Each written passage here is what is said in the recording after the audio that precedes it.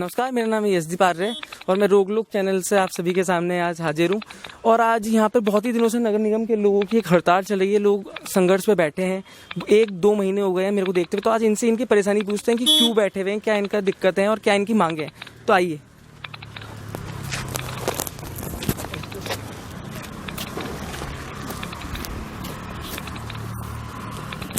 कौन है ना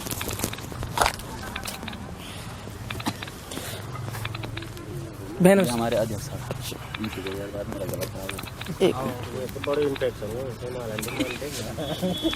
पास आ जाओ।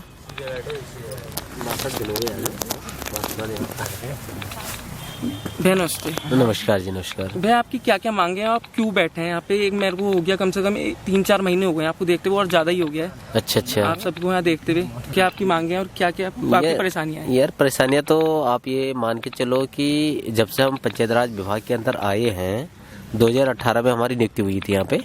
हाँ, तो पंचायत राज विभाग पूरे प्रदेश भर में लगभग 281 तो डाटा एंट्री ऑपरेटर हैं और 95 कनिष्ठ अभियंता हैं, ठीक है, जिन्हें जूनियर इंजीनियर कहते हैं। तो जब हमको लगाया गया था तो हमें ये आभास था ही नहीं कि हम पंचायत राज विभाग में नौकरी करने आ रखे हैं या अपनी परेशानियां को लेने आ रखे हैं। ठीक है, लोग तो जब नौकरी करते हैं तो परेशानियां खत्म हो जाती हैं। हाँ, लोगों की परेशानियां खत्म हो जाती है। और जिस दिन से हम यहाँ पर पंचायत राज विभाग के अंदर नौकरी करने आए, हमारी तो पर्सनली परेशानियां तो बड़ी बड़ी है। हमारी फैमिली की, हमारे रिश्तेदारों की, सबकी परेशानियां बढ़ चुकी हैं। और इसी क्रम में जब हमारा कार्यकाल चल ही रहा था, कोरोना के मध्यस्तर में 31 मार्च 2020 को हम लोगों की सेवाएं समाप्त कर दी गई हैं। जबकि भारत सरकार और उत्तराखंड सरकार का, हमारे प्रधानमंत्री जी और मुख्यमंत्री जी का यही आश्वासन था कि कोरोना के समय कोई भी लोग बेरोजगार नहीं होंगे। परंतु ये लोग बिल्कुल जस्ट हट करके इन्होंने हमारे साथ किया है। एक कहूँगा मैं, एक साजिश तो नहीं बोलूंगा मैं, ये इसको हम ये यूँ कह सकते हैं कि हमारे साथ बिल्कुल सरासर सौतेला व्यवहार किया गया है।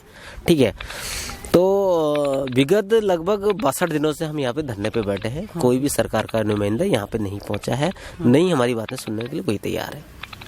इवन दैट, अगर हम किसी विधायक, मंत्री या वगैरह वगैरह जो भी है नेताओं के या जैसे पॉलिटिकल व्यक्ति के पास जाते हैं तो उनका यही, कई लोग तो ये बोलते हैं भाई सरकार ने थोड़ी बोला तुम्हें वहाँ बैठने के लिए। भाई हमने कहा भाई देखो, सरकार तो किसी को नहीं बोलती है कि वहाँ बैठे, क्योंकि भाई अगर सरकार ये बोलेगी तो मैंने कहा भाई हमारा दर्द है, हमारी पीड़ा है, हम तो भाई जता रहे हैं उसको। वो तरीका अलग अलग होगा जताने का। लेकिन किसी ने आपकी बात अभी तक किसी का रिप्लाई हुआ है कुछ? थोड़ा रिप्लाई तो यार थोड़ा बहुत तो ये है कि हम मंत्री जी से मिले। मंत्री जी ने तो, हमारे जो सचिव भी हैं वही हैं, डायरेक्टर भी वही हैं, टॉप टू बॉटम वो हमारे अभी विभाग की कड़ी कही जाने वाले हमारे सेमाल जी हैं। ठीक है, उन्होंने मौखिक रूप में आदेशित भी किया था कि जो ये लड़के धरने पे बैठे हैं, जो विगत 2 सालों से विभाग में कार्यरत थे, उनकी जल्द से जल्द बहाली की जाए। परंतु हमारे जो सेमाल जी हैं, बहुत, एक मैं कहूँगा, वैसे कहना नहीं चाहते थे हम, परंतु उनकी जो हमारे प्रति एक व्यवहार है वो बिल्कुल एक नकारात्मक है। और वो चाहते नहीं, वो ये सोच रहे हैं पता नहीं कहाँ से आ गए। उनको ये पता नहीं है कि उत्तराखंडी हैं। हमने अपने विकास खंड स्तर पे या न्याय पंचायत स्तर पे एक वो सरकार का सहयोग करते हुए कोरोना के टाइम पर भी अन्य जैसे सरकार का एजेंडा चलता है कि विस्थापन को रोको, विस्थापन रोकने का भी काम किया है। फिर भी सरकार बिल्कुल हमारे साथ एक सौतेला दोहरा व्यवहार कर रही है। और कई विभागों में तो ये इसी क्रम में लोगों का भी रिन्यूअल होना था, उनका भी हुआ, 6 महीने हुआ, 7 साल भर में उन लोगों का हो चुका है।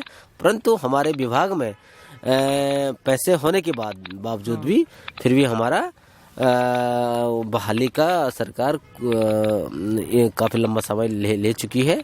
ये बिल्कुल सरासर गलत है। हम उत्तराखंड के हैं। आप अगर बाय द वे ये लोग नहीं समझे इस चीज़ को, 500-600 लोगों का ये घर का चूल्हा इन्होंने बुझा चुके हैं।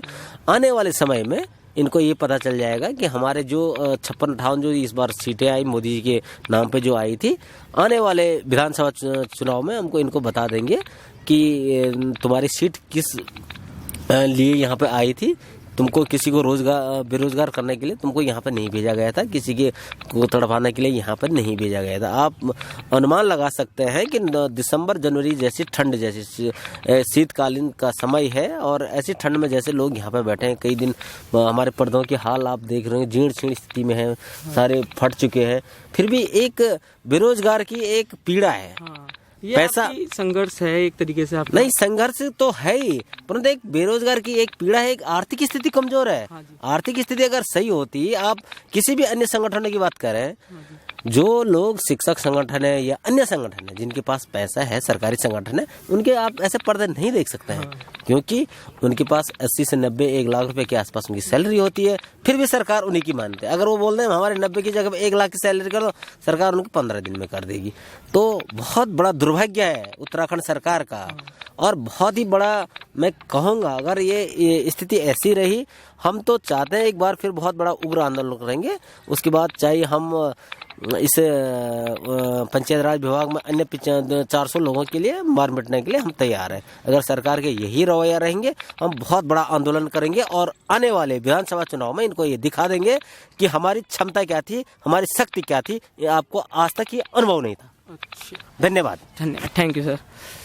देखा कि इन्होंने अपनी जो इनकी परेशानियां थी और जो इनसे सुना नहीं जा रहा है इनकी विचारों को, वो इन्होंने बताया, तो मैंने उसी के बारे में आपको दिखाना चाह रहा था कि बहुत दिनों से संघर्ष जारी था। मैं कम से कम 1.5-2 महीने से देख रहा हूँ। तो चलिए मैं आपको बाकी न्यूज़ आगे दिखाता हूँ। चल कर